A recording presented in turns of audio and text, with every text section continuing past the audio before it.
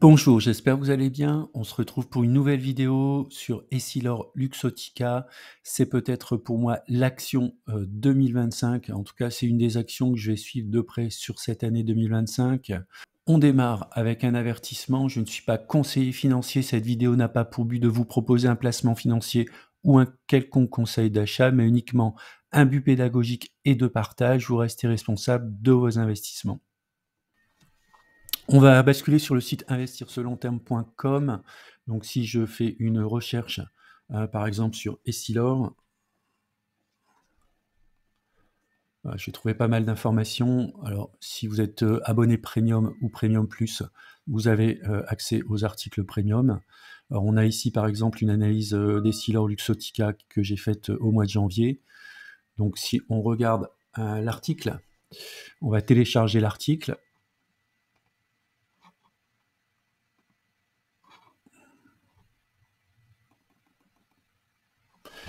Alors si on regarde effectivement analyse d'Essilor Luxottica, le code c'est EPA2.EEL. Alors on va passer rapidement la description de l'entreprise.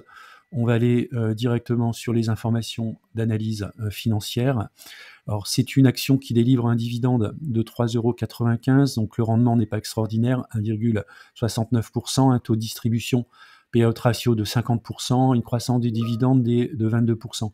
Effectivement, si on regarde ici sur les 10 dernières années, on voit que c'est une action à dividende croissant, ce qui est pour moi très intéressant. On a donc une action de croissance et qui délivre des dividendes en forte croissance tous les ans. Maintenant, si on regarde des éléments comme le free cash flow, on voit également dans le temps la société donc est de plus en plus rentable, donc elle est capable de générer des free cash flow croissants. Si on regarde le payout ratio, donc on a un payout ratio, donc c'est une société qui historiquement se paye très cher, autour de 45, donc le PE est très élevé, mais qui correspond aussi à une société de forte croissance. Si on regarde maintenant le return on equity, alors il n'est pas extraordinaire. On voit ici il était autour de 6%. Il était beaucoup plus important il y a 10 ans. Donc ça c'est néanmoins donc un indicateur qu'il faut suivre. En tout cas c'est un des indicateurs moi que je regarde lorsque j'investis dans une action, notamment sur le long terme. La croissance du revenu, à part l'année 2020, a toujours été positive, même si on marque le pas ici depuis 2-3 ans. Donc c'est également un élément à regarder. On va le voir ensuite avec toutes les annonces qu'il y a eu, les rachats, etc. Je pense que Essilor va connaître à nouveau une croissance relativement forte dans les années à venir. Donc là, vous avez la croissance du revenu qui est quand même régulière. La marge, la profitabilité nette en termes de marge est légèrement en dessous de 10%, ce qui est quand même quelque chose de très positif. Le forward PE, puisque c'est quelque chose, le price earning nous donne les éléments en fait de cherté d'une action. Moi j'aime bien regarder le forward PE en fait qui divise donc le prix de l'action divisé par l'earning prévu sur l'année suivante. Donc on voit que là on est plutôt sur des PE forward un peu plus raisonnables, qui est entre 20 et 25, donc pour une société de croissance c'est tout à fait raisonnable. Maintenant si on regarde du point de vue financier, donc on voit le ROE qui n'est pas extraordinaire, qui est de l'ordre de 6, une profitabilité nette légèrement en dessous des 10%, et la génération d'un free cash flow qui est très important. Donc une capacité derrière de l'entreprise à verser un dividende. Alors maintenant, si on regarde du point de vue du news flow, on peut voir que le news flow est particulièrement positif. À noter, notamment pour la croissance future, donc un partenariat avec Meta, partenariat de long terme, notamment sur les lunettes Ray-Ban connectées. Donc c'est quelque chose qui est assez intéressant, puisque Essilor bascule dans ce cas sur une société de technologie, donc en plus de la vision, donc ce qui est notamment intéressant. Un deuxième point également, lorsqu'on retourne sur les annonces. Alors, ce sont les différentes acquisitions d'Essilor Luxottica donc, qui ont lieu en 2024, notamment la marque Suprême, qui est une marque plébiscitée notamment par les jeunes. Également l'acquisition dans le domaine de l'audition d'une société Pulse Audition qui améliore les capacités auditives, notamment grâce à l'intelligence artificielle dans le traitement du son.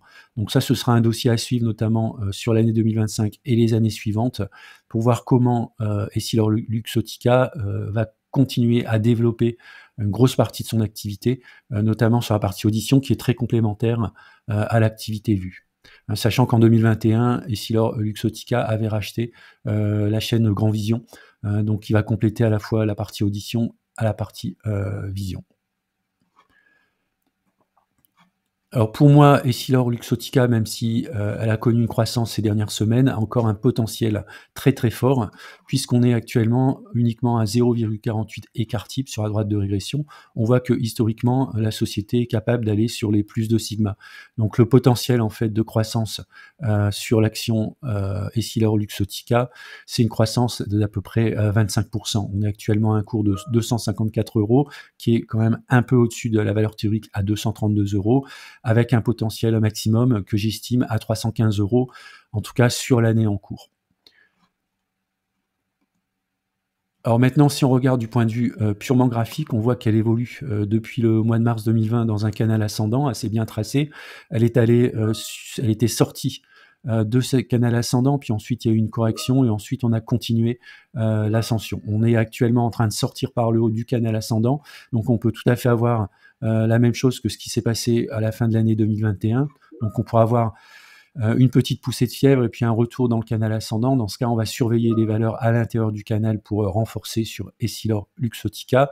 Alors maintenant, quel est le potentiel de croissance? Alors là, je vais utiliser un prolongement une prolongation de Fibonacci selon la tendance.